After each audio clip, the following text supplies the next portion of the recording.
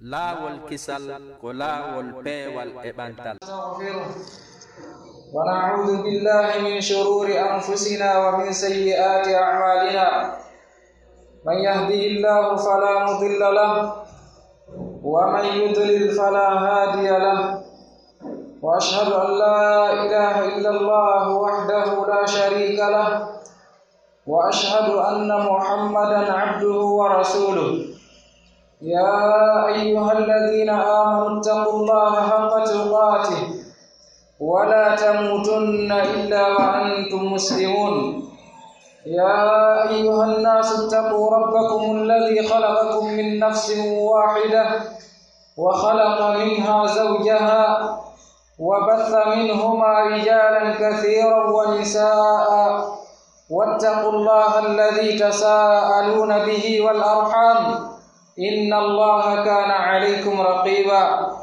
يا أيها الذين آمنوا اتقوا الله وقولوا قولا سديدا يصلح لكم أعمالكم ويغفر لكم ذنوبكم ومن يطع الله ورسوله فقد فاز فوزا عظيما أما بعد فإن أصدق الحديث كتاب الله وخير الهدي هدي محمد صلى الله عليه وسلم وشر الأمور محدثاتها وكل محدثة بدعة وكل بدعة ضلالة وكل ضلالة في النار أما بعد فاتقوا الله أيها الناس يا شباب الأمة الإسلامية اسمعوا قول الرسول عليه الصلاة والسلام 7 يظلهم الله يوم لا ظل إلا ظله ومنهم شاب نشأ في عبادة الله وكان النبي صلى الله عليه وسلم يوجه للشباب نصائح خاصة فيقول عليه الصلاة والسلام يا معشر الشباب من استطاع منكم الباءة فليتزوج ومن لم يستطع فعليه بالصوم فإنه له وجاء وقال صلى الله عليه وسلم لعمرو بن أبي سلمة يا غلام سم الله وكل بيمينك وكل مما يليك إذا الله سبحانه وتعالى مسبتجب دعانا دنلا دميدك محمد صلى الله عليه وسلم كوانا نمبيدو صحابة بتجب بتوات الله سبحانه وتعالى سبك في وندقل أودو النباج مكة يوتين قال الله سبحانه وتعالى neldi be kambe nelaado sallallahu alayhi wa sallam bawta dun haray khutuba meden mon hande inshallah ta'ala berkala ko Allah subhanahu wa ta'ala newni e dido sa'iji ko yiloto ko yowiti e orientugol be do sukabe julbe kanyum ma be do babirabe teddube ko honno be wawata yarude ngurdam mabbe dan be wawa yahude e ko l'islamu yamiri kon be wawa yahude e ko nafata odo communauté be do julbe wano non kadi wasiyo babirabe ben fiyo be wawu faamude ko honno be wawata jogitorde ɓeygureji mabbe din be wawata jogitorde fayde mabbe ben no nelaado sallallahu alayhi wa sallam jogitorno non fayde ben fewndo mabbe fiyo ɓeeɗo fayde wonɓe immade kamɓe kadi ɓe waawu nafude ɓeeɗo mofte l'islam haray ɓe wii ya shabab al ummati l islamiya ko onon yo sukaaɓe ɗeɗo mofte l'islam haray heɗe konngol nelaaɗo sallllahu alayhi wa sallam kaɓe maaki kamɓe nelaaɗo sallllahu alayhi wa sallam wondema ngeɗɗo hino e yimɓe ɓen ɓe tawata Allah subhanahu wa ta'ala ɗuwoyayɓe ka ɗowdi makko ñande darngal ñande tawata ɗowdi wo ala si wona ɗowdi Allah subhanahu wa ta'ala ndin ɓen ɗon geɗɗoɓe Allah subhanahu wa ta'ala ɗuwoyayɓe nden ñande ndin ɗowdi hino jeya e ɓen ɗon e nelaaɗo sallallahu alayhi wa sallam jantino suka mo tawata kanko o mawni e rewgol Allah subhanahu wa ta'ala koye ɗum o ne'a koye hoore ɗum o jalɗi koye ɗum o mawni o woni e ɗum haa o maayi oɗo ko jeyaɗo e ɓen yimɓe ɓe Allah subhanahu wa ta'ala ɗuwoyta e ndin ɗon ɗowdi ñande tawata ɗowdi o ala si wona ɗowdi makko ɗin kanko Allah subhanahu wa ta'ala. hiɗen toro Allah subhanahu wa ta'ala yo waɗu en e ɓen ɗon. ɓe wi ko wana noon kadi nelaaɗo sallallahu alayhi wa sallam kamɓe ɓe laatino fewndo maɓɓe ɓe seeraali hiɓe oriyanta ɓe ɗo sukaaɓe hiɓe holla koye ɗo paykoy ko honno koye waawata wuurirde e hoore oɗo l'islam tawa kono haaniri noon. kamɓe nelaaɗo sallallahu alayhi wa sallam ɓe wasiyi kala suka ɓe maaki ko onon yo sukaaɓe kala tawɗo e mooɗon waawata muññaade e hoore kelle fuyagal makko ngal tawata si o woni on saa'i ɗon o waawata maîtrisede hoore makko tawata himo hulita o yanu e jina ko Allah subhanahu wa ta'ala haɗi kon. kamɓe nelaaɗo sallallahu alayhi wa sallam ɓe maaki kala mo tawi e mooɗon onon sukaaɓe ɓen ko ni alhaali makko on wayi ɓe maaki haray mi yamirimo yo o jombu. ɓe maaki si tawile woni o waawata jombude hara o ala feere muɗum o jogaaki capacité on kamɓe nelaaɗo sallallahu alayhi wa sallam ɓe maaki haray mi yamirimo hoorugol ɗum ɗon wonanaymo lekki fi wota waawu yande e jina on. en anndini ɗo ko wasiyeji ɗi nelaaɗo sallallahu alayhi wa sallam wasiyi ni ko wana noon ɓe wasiyi kadi kunɗo paykum wiyetenookum Amr ibn Abi Salama ɓe maaki ko an yo paykum si tawi woni a ɓanni ñaamugol haray ko yo a wi'u bisimillah. si tawi woni a wi bisimillah ɓe maaki haray ñaamir junngo ma ñaamo ngon ɓawto ɗum ñaama kadi ko woni kon yeeso ma. ɗum ɗo ko neediiji labaaɗi ɗi tawata nelaaɗo sallallahu alayhi wa sallam hino ne'irayno paykoykoy hino oriyantayno paykoykoy. ko wana noon ɓe maakirani Abdullah ibn Abbas radiyallahu anhuma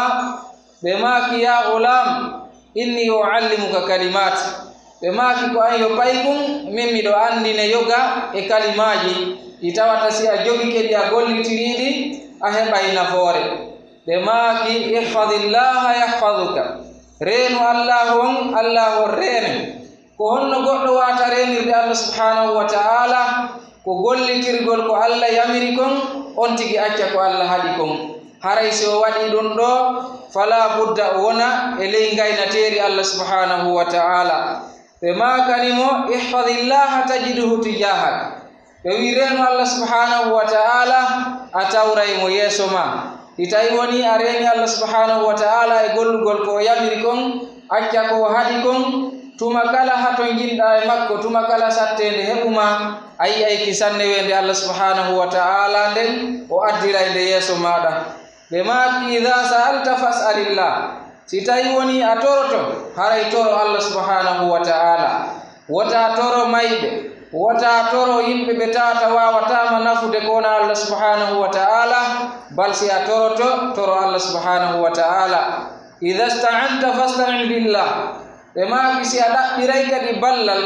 ɗaɓɓira Allah subhanahu wa ta'ala. wota ɗaɓɓir neɗɗanke lowɗo sifa maɗa mo tawata hara o gaynata wallitadema. fattaqullaha ayyuha shabab wa'malu bima wasakum bihi nabiyukum. ey hule Allah subhanahu wa ta'ala ko onon yo sukaaɓe gollitiron konko wasiyi on ɗum annabajo mon on fiyon laatoyo janngo sukaaɓe ɓe tawata Allah subhanahu wa ta'ala ɗuwoyay ɓe ndiɗo ɗowdi ndi tawata ko nden ñande ko ndin ɗon tu woni ɗowdi ko ɗum woni ka darngal ñande tawata jama on fof muɗum hino maapi. ko wana noon kadi ardi e hadis kanelaaɗo sallallahu alayhi wa sallam ɓe maaki wondema haray kamɓe hiɓe ngalɗa e suka mo tawata kanko o reeni sukayagal makko ngal e o ñaareji o reeni sukayagal makko ngal e waɗugol weli e foti o ƴetti sukayagal makko ngal fof o jonni Allah subhanahu wa ta'ala o jonni daranagol diina Allah subhanahu wa ta'ala kam. ɓe maaki ayyuhal aba innakum mas'uluna amama Allah subhanahu wa ta'ala an tawjihi awladikum fa inna Allah star'akum alayhim wa hammalakum amanatahum. ɓe maaki konon yo baabiraaɓe ɓe wi Allah subhanahu wa ta'ala o landitoyto on yeeso makko fii ɓe ɗo fayɓe moɗon ɓe o arsikuno on ka gurdam aduna ɗo o halfini on ɓe ɗo o wi ko yo reenuɓe ne on ɓe needi l'islam. Allah subhanahu wa ta'ala landitoyto on ɗum ɗo nde wonno nelaaɗo sallallahu alayhi wa sallam ɓe maaki muru awladakum bisalati li sab'in ɓe maaki yamire ɓiɓɓe mon ɓe ndeɗo julde ɓori ka ɓe heɓi ɗon duuɓi 7 wadribuhum alayha li 10 watton ɓe piide si ɓe salike julde nden tuma ɓe heɓi duuɓi 10 wa farriqu baynahum fil madaji sendindiron hakkundeji maɓɓe ka mballiji ɗum ɗo haray ko tawji ko orientation mo nelaɗo sallllahu alayhi wa sallam orienti ɓeɗo baabiraɓe yoɓe jogito ɓiɓɓe maɓɓe ɓen ko ɗum sen ndaari umar radiallahu anhu ɓe makayno zawiju auladakum ida balagu wala tahmilu athamahum seydna umar ɓe makayno jombine ɓiɓɓe moɓɓe si tawi ɓe helli fama ɓe fewndike ɓe ka ɓe jomba wota on jaɓuronditade bakkatuji maɓɓe ɗin nde wonno si tawi ɓe helli fama ɓe jombinaka haray feere ala si tawi woni allah subhanahu wa ta'ala renali ɓe ko ma ɓe yaɓe waɗugol gina mo allah subhanahu wa ta'ala harmini on ɓe heɓa bakkatu on ko wano noon kadi kamɓe babiraɓe maɓɓe ɓen fof ɓe kafay ka bakkatu nde wonno babiraɓe maɓɓe ɓen welsindike fiyake maɓɓe on ɓe wi nelaɗo sallllahu alayhi wa sallam wasiyi yo ɓeɗo fay ɓe yamire fi ndeɗo julde ko fii tawdema julde nden ko jeyande e ɓurde himmude e noneji dewal ngal nde wonno si tawi on tigi juuli julde nden no haaniri noon e fewndo ka haani ɗon ɗum ɗon no wona sabu ko wiyete kon haɗugol mo fahisaji haɗugol mo boneji gono ton wano ardi noon ka alqur'ana tedduɗo e maaki fewtine ɓeɗo ɓiɓɓe mon orienteɓe e faade ko wawata ɓe nafude ne on ɓe needi labandi wonon onon kadi ñentinteɓe ka ɓeygureji mon ɗon nde wonno fayɓe maɓen ko faalaɗa yo ɓe feewu o si tawi woni an a feewali ka galle a hollali ɓe peewal ngal fala budda kamɓe kadi ɓe oñoto nde wonno ɓe yiralima ɗum ɗon an babira on ko ɗum si ɓe maaki wondema ko yon wonu ñentinteɓe ka galleji moɗon hollonɓe julde nden ko tottetende ka waɓutuji mayre hollonɓe alqur'anare allah nden ko jangetende hollonɓe sunna nelaɗon sallllahu alayhi wa sallama ko teddinteɗo ko iwtirteɗo ɓaawo muɗum moƴƴinon cuuɗi monɗin laɓɓinon cuuɗi monɗin immorde e kala ko tawata wona e sabu waɗugol boneji nder ton haa ɗi wona cuuɗi laaɓuɗi ɗi wona cuuɗi yimɓe ɓe tawata hino woɗɗiti e oñaare ɗi wona cuuɗi yimɓe hulɓe allah subhanahu wa ta'ala nde wonno ɓe wi si tawi baabiraɓe daranike ɗum ɗo ɓe totti ko allah yamiri ɓe kon e hoore fayɓe maɓɓe ɓen allah subhanahu wa ta'ala yoɓay ɓe joddi ndin ko wana noon o hawtitoyaɓe kamɓe ɓiɓɓe maɓɓe ɓen kaali jannaji e pilasi gooto wano allah subhanahu wa ta'ala wiri noon ka alqur'an walladina amanu wattaba'atuhum dhurriyatuhum bi imanin alhaqna bihim dhurriyatahum allah subhanahu wa ta'ala wi ɓen jiyaɓe an gonɗinɓe yilti ɓawto ɗum ɓiɓɓe maɓɓe ɓen jokki ɓe ngal gonɗinal maɓɓe allah subhanahu wa ta'ala wi ɓeɗo min jokkintinayɓe ɓiɓɓe maɓɓe ɓen ka alijannaji min hawtitoyaɓe e nder pilasi goto kamɓe ɓiɓɓe maɓɓe ɓen hara min ɗuytanalɓe baraji maɓɓe ɗin hay e hunde hunɗo hara en andi ko ɓural mawɗungal ni e maki ayyuhal aba ɓe wi ko onon yo baabiraɓe haray no waɗɗi nde wattanto hilay ɗum ɗo hattirde e wattangol wakkilo sabu ko hunde sattunde nde welaafi daranagol fi yo ɓiɓɓe ɓen feewu ɓe maaki tentininon e o jamanu mo fewndiɗen ɗo ɓe maaki haray hande newgol fayɓe ɓen e o jamanu ɗo hino wayi wasi tawi woni jamanu on fof woni nokku on fof woni ka tawata ko ngayuje tu woni ɗon ko piyoje tu woni ɗon sa ari aynugol ɗon dammi haray hino metti fi ko ɗum waɗi si ɓe addi ɗo yewtere e maaki man ra'a ganaman fi ardi masba'atin wa nama anha tawalla ra'yaha al asadu ɓe wi kala aynuɗo dammi e nokkure ka tawata ko ngayuje tu won ɗon o ayni ha e sa'i goo ɗaani ɓe maaki hande kadi ko piyoje ɗen wontata ngaynateeri o kanje aynata dammi ɗi en andi haray hande kadi ko honɗum ardata ɓaawo ɗum wallahi si tawi woni en wedditike e oɗo jaman ka tawata kawtal ngal fof joni welsindare nden ari e jama on a welsindike e fayɓe maɓen ko feere ala ne ayɓe ha e sa'i goo ɓe sortito few ɓe ronka wonde ko haani kon ɓe ronka wonde e laawol ngol faalaɗa kon nde wonno haray ko sa'i on wa'i noon ɓe wi haray ko wattangol ila tentini e oɗo jaman on tigi ne a fayɓe ɓen e hoore ɗoftagol Allah subhanahu wa ta'ala wano laatorno non feƴƴi ɓe ardiɓe moƴƴuɓe ɓen hiɓe wakkilino fi ɗum ɗo ɓe hunjinayno fayɓe maɓɓe ɓen alqur'an ɓe hunjina ɓe sunna nelaɗon sallallahu alayhi wa sallam ɓe ƴetta ɓe ɓe naɓa ka jannoɓe ɓen fiyo ɓe waawi jannude ɓe deɓɓan safino ɓe jangira ka ɗo diina fi jango yo ɓe waawu darano yaade ɗo l'islam ko ɗum ɓe accidatano ɓe tangi maɓɓe wiidi jiɗi tata ɓe ala golle e majji ɓe accidatano ɓe kadi e maral maɓɓe ngal ɓe accidatano ɓe kadi e sukayagal maɓɓe ngal ɓe yeeba ɗum ɗon nde wonno ɓe wiɗiɗo ko piiji tati jiya ɗon si wattanarila e majji ɗi yeeba mo gurdan ɗam ko ɗum woni jogagol tan kañumma e jogagol feere kañumma e sukayagal ɗum ɗo ko piiji yeebay ɗi gurdan neɗɗan kewon nde wonno haray ko hanani mawɓe ɓen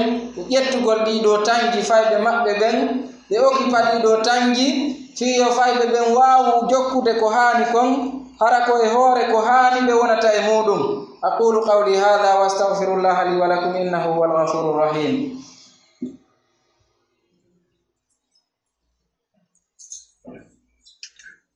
alhamdulillahi rabbil alamin والصلاة والسلام على أشرف الأنبياء والمرسلين نبينا محمد وعلى آله وأصحابه أجمعين أيها المسلمون اعلموا أن الكفار يخططون لأولادكم لإفسادهم لأنهم يعلمون أن مجتمع المسلمين يقوم على الشباب بوي أندي كون يجلب بيدو هفراب هند بناتي ليدي جلب بن hiɓe tara sande ɓiɓɓe julɓe ɓen kala no ɓe wawata bonnirde ɓe fi honɗum nde wonno kamɓe ɓe andi oɗo communauté musulman oɗo communauté julɓe ɓen ko wawata yeɓorde ko sabu yeɓagol sukaɓe maɓɓe ɓen nde wonno ko sukaɓe ɓen woni avenir oɗo communauté janngo si tawi woni sukaɓe ɓen fof ɓe yeɓike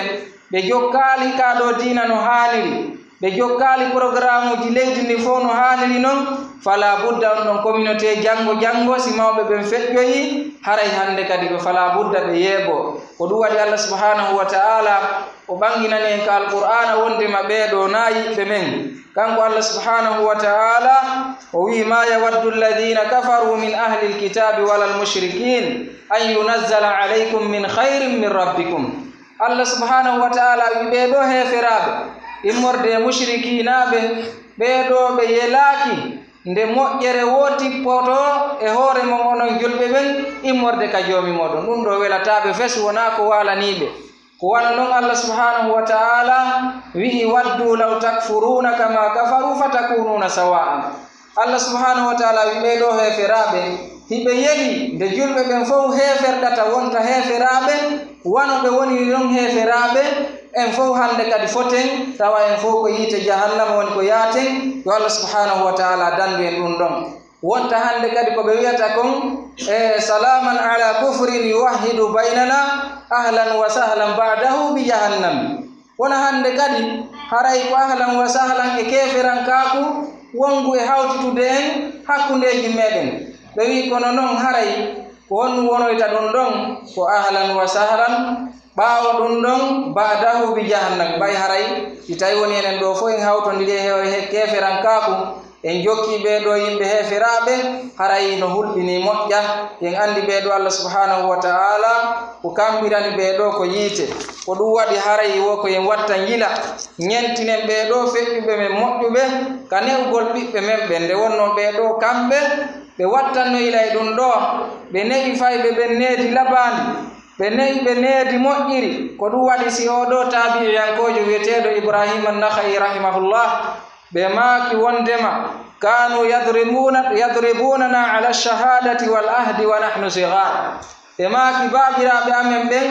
ɓe piyayno men e hoore seeditagol ma e hoore aadodede ma e hoore huɗagol tawi ko men paykoy fi honnum ɓe wi ko ta paykun kun suttu seedagol ha ñande go kun watta seedade fenande ma ko taw suttu huɗagol ko sutti ko waɗi wowi billahi wallahi tallah ha ñande go watta huɗade hoore fenande tawa hande kadi o mawnina ko wiyete kon huɗagol ngol ɓe maaki baabiraɓe amen ɓe piyayno men e hoore ɗum ɗo fiyo men reeno e mum ɗum ɗo ko hollata ko tambitagol ɓen ɗon neediji fayɓe ɓen ɓe maaki wota en weddito e newgol ɓeeɗo fayɓe needi labaandi hay si tawi woni ko tosokoy nde wonno nelaaɗo sallllahu alayhi wa sallam yamiriyo ɓe anndine fii julde tawi ko duuɓi 7 ɓe mari ɓe yamiriɓe piye hoore julde nden tawa ko duuɓi 10 ɓe mari ko ɗum waɗi sen ndaari wano oɗo wiyeteeɗo usamatu bun zeyd oɗo ko payku wonnomo duuɓi 16 halfina raaya ko wiyete kon jihaadi dirisugol jihaadi mo duuɓi 16 halfina yo wonu chef bataillon on fof o dirija jihaadi ndi kon waɗi ɗum ɗo wona fanɗugol duuɓi makko ɗin ko tawgol himo gayna o ne'ano ndin needi ɗon himo hippa fii mayri ko ɗum waɗi so halfina nden ɗon hoolaare e nder ɗimmoɓe makko ɓe tawayno buye maɓɓe hino heccimo ko ɗum waɗi si ɓe inni no haani ka wattante yila e moƴƴa e ɗiɗo programme uji nde wonno ɓeeɗo fayɓe jango ko ɓeeɗo woni e wontoyde karamokoɓe ɓen ko ɓeeɗo kadi woni e wontoyde yeesoɓe ɓen ka leydi si ɓeeɗo ne aka needi moƴƴiri ɓe holla nunɗal ɓe holla peewal jango ko ɓeeɗo ardoyta en tawa hara ɓe feewa ko ɓeeɗo ñaawoyta en tawa hara ɓe feewa hara noon ko enen woni sababuji ɗin hitawi woni en newnoɓe needi moƴƴiri ñande génération maɓɓe on fewnoyi wo en taway hannde kadi ko fewɓe tu wanduɗen lanɗo on koye nder maɓɓe on e iwde ñaawoɓɓen koye nder maɓɓe on e iwde hannde kadi leydi ndi fof ndi wonta e leydi l'islam ndi wonta leydi peewal ndi wonta leydi nunɗal haray en wasoydira wattangol ila e ɗum ɗo allahumma izza l'islam walmuslimin wa adilla shirka walmushrikin wa dammir a'daaka wa a'da din اللهم ربنا آتنا في الدنيا حسنة وفي الآخرة حسنة وقنا عذاب النار اللهم ربنا لا تزغ قلوبنا بعد إذ هديتنا وهب لنا من لدنك رحمة إنك أنت الوهاب اللهم اغفر لنا ذنوبنا وكفر عنا سيئاتنا وتوفنا مع الأبرار سبحان ربك رب العزة عما يصفون وسلام على المرسلين والحمد لله رب العالمين. laawol kisal ko laawol peewal e ɓantal